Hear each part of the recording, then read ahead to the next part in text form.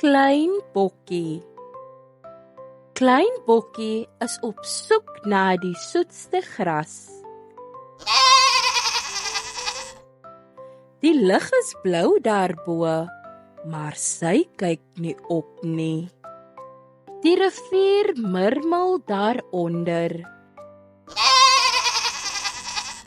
Maar klein bokkie luister nie daarna nie.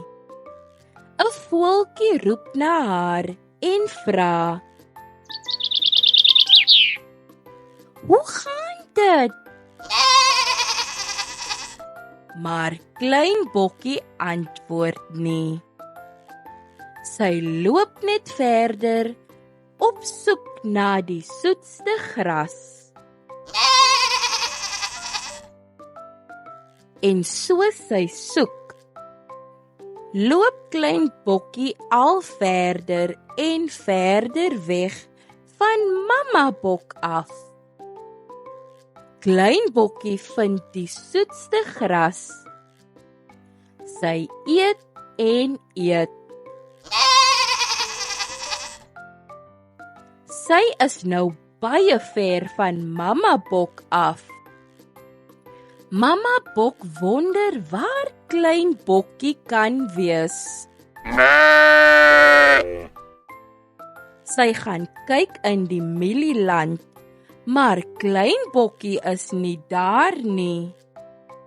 Mamma bok hardloop na die rivier toe. Maar klein bokkie is nie daar nie. "Waar is jy, klein bokkie?" Bler mamma bok. 'n Voeltjie roep na mamma bok.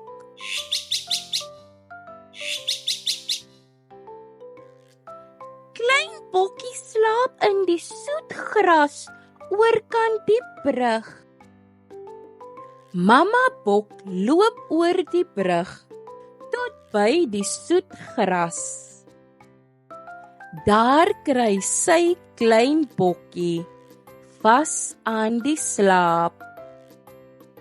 "Word wakker, klein bokkie," sê mamma bok saggies.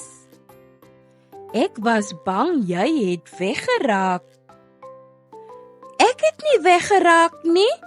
Ek was nog die hele tyd hier," sê klein bokkie.